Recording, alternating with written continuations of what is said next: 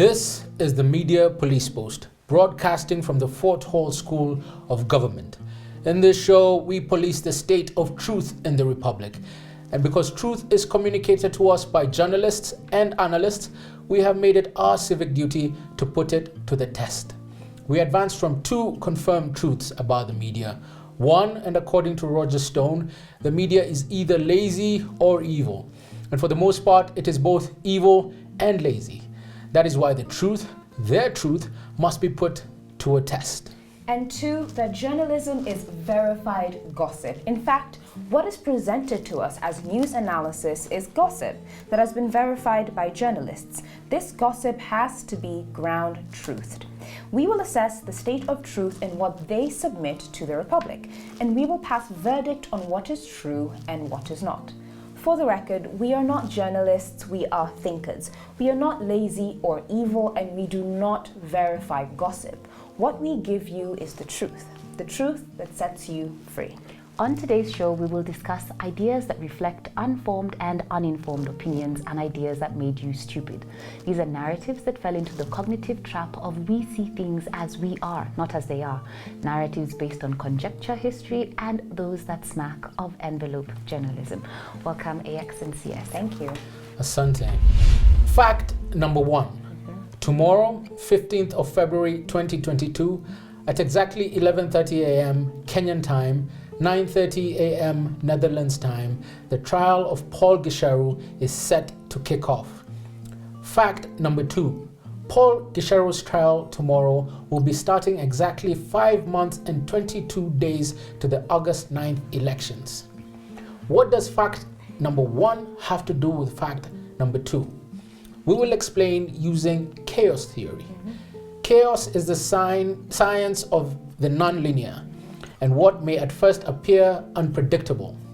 While most traditional science deals with supposedly predictable phenomena like gravity, electricity, or chemical reactions, chaos theory deals with non-linear things like the weather and the stock market. It teaches us to expect the unexpected. So how will the weather at The Hague on the 15th of February 2022 affect the price of eggs in Sugoi on the 9th of August 2022? We will answer using a principle of chaos theory known as the butterfly effect. A simple way to understand it is the tiny change in air pressure caused by a butterfly flapping its wings in Argentina can eventually result in a hurricane in India a few months later. Something seemingly small happening on one end of the world can have a causal effect on something big happening later on the other side of the world. The start of Paul Gicheru's trial tomorrow is like the butterfly flapping its wings on one end of the world. The effect it will have on the viability of William Ruto's candidature is the hurricane that will follow. The reason is simple. Although it is Paul Gicheru facing charges, that is the de jure or official position of the ICC. The de facto or actual position is that it is William Ruto who is on trial. Paul Gicheru is standing trial for witness tampering and interference. But which witnesses are these? It is the witnesses who were set to testify against William Ruto in the 2013 ICC Crimes Against Humanity case. That is a fact. It is also a fact that the ICC prosecutor will seek to convince the court that Paul Gicheru was acting for the benefit of William Ruto. So, who is really on trial? The proverbial messenger or the one who is said to have sent him? We also ask ourselves, why would an innocent man not want witnesses to speak? What is it that they saw? For those who read the Bible, Solomon the son of David wrote that the wicked flee even before they are pursued. For our non-lawyers, witness tampering and interference simply means someone did not want the truth to be known. And when truth is suppressed, justice is denied. That is why witness tampering and interference are classified as offenses against the administration of justice. So, what will be the butterfly effect of the start of Paul Gicheru's trial on the August 9th election? We will pose it as a hypothesis. Whether or not the 2013 Crimes Against Humanity trial of William Ruto will be revived following the 2022 Paul Gicheru trial is an important question, but it may not be an urgent one. The question that is both urgent and important is this. If it is William Ruto who is de facto on trial from tomorrow, will the revelations that will follow in the course of the next few weeks be sufficient to prick the conscience of the voter to turn the tide towards him or against him? We are simply asking a question. But in chaos theory, this is known as feedback, how one outcome becomes an input within an ecosystem. All right, so allow me to take you back to last week. On Friday at a youth meeting, President Kenyatta endorsed Raila Amolo Odinga to become the next president of Kenya. But soon after, in a classic demonstration of sour grape syndrome, this is the disease where you adopt a negative attitude to something because you cannot have it yourself, Ruto dismissed this endorsement. He argued that Raila has become a made man and a puppet, and that in endorsing a particular candidate, President Kenyatta has abandoned his constitutional duty. So today I would like to interrogate this reaction. First, in endorsing a candidate, has the president ignored his constitutional duty? And second, is Raila a made man? First, the president has neither ignored nor abandoned his constitutional duties. In fact, in endorsing Raila, he has gone above and beyond in fulfilling them. Let me explain. Article 131 of the Constitution identifies the authority of the president. And according to Articles 131(1)(e) and 131(2)(c), they explicitly identify the president not just as a symbol of national unity, but as its primary custodian. But there is more to unity than being on the same page. In fact, and to quote the former Premier of South Australia, Jay Weatherhill, and I quote, "You cannot get unity by ignoring the questions that have to be faced." What President Kenyatta did by explicitly endorsing Raila was answer the unspoken question of this election, the question about tribe and the presidency, a question the other guy would rather have unanswered. For the first time in Kenyan history, a Kenyatta has endorsed an Odinga, and in this endorsement, we see a reconciliation that could heal a national wound. Therefore, far from being a dereliction of presidential duty as stipulated in Article 131 of our Constitution, this endorsement is in fact the greatest embodiment of this duty. To believe that endorsing one particular candidate is an affront to this mandate betrays the simplicity with which UDA conceives of unity. But then again, what else can we expect from a party that cannot find bottoms-up economics if it were the only word on a blank page? Now, we turn to our second question. Is Raila a made man? Or rather, a made man? No.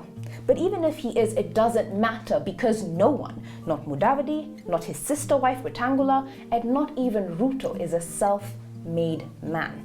To paraphrase the words of the American newspaper columnist George Matthew Adams, there is no such thing as a self-made man. We are made up of thousands of others, and they in turn make us. This is particularly true of politics, where, as Professor Mutahi Nguni argues, no one is elected president, they are made president. Therefore, to complain that your opponent is a made man because he received the endorsement you crave is an act so salty that you, Mr. Ruto, might be 70% Royco. So why is Ruto embittered by the endorsement? What impact will this explicit endorsement have on Ruto's UDA?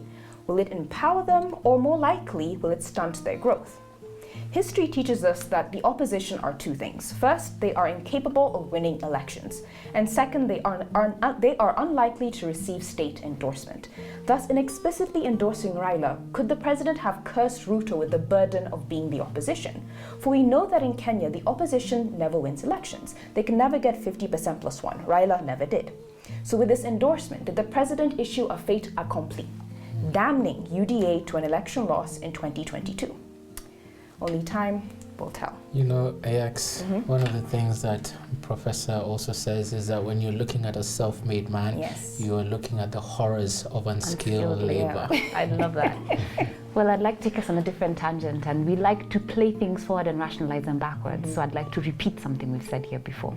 None of the columns of the week were inspiring to me, so today I'd like to bring to your attention a critical blind spot in the 2022 election.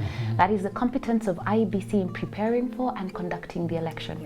And yes, we have spoken about the IEBC Black Swan in the 2022 election before, but I will repeat it because, as any mother will tell you, the 5 laws of learning are explanation, demonstration, repetition, repetition, repetition, repetition. So, on the competence of IEBC in preparing for the election, I will start with a little history. In 2017, there was a legal mind at play, frustrating the actions of IEBC with the intention of undermining the 2017 election, specifically the presidential election. In February 2017, 5 months to the election, Justice Odinga threw out the tender for the supply and delivery of ballot papers for elections, election result declaration forms, and poll registers given by IEBC to Al Ghurair Print and Publishing Company of Dubai. This gave IEBC a short time from the date of the ruling to the election to restart and finalize the tender process. More importantly, the decision by Justice Odinga also invalidated any action or decision made by IEBC once the position of the chairperson and the members of the commission were declared vacant and the process of recruitment for a new chairperson and commissioners was underway. This had the effect of cancelling the tender for the procurement of election management systems, or AKIMS kit, and delaying the kickoff of mass voter registration. Fast forward to 2022 and IEBC is still battling the courts with less than 6 months to the election. In August 2021, the Court of Appeal held that with 3 commissioners, IEBC was not properly constituted. In fact, it did not have quorum to do anything.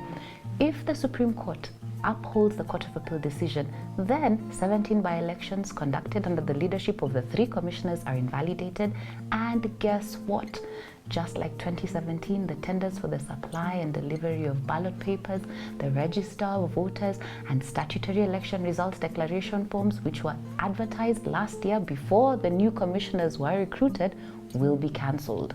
And worse yet, as CS explained last Monday, if the election extends until January 2023, then there will be no election because the terms of office of Chebukati, Professor Gulie, and Boya Molu would have expired, and we would be in a constitutional crisis.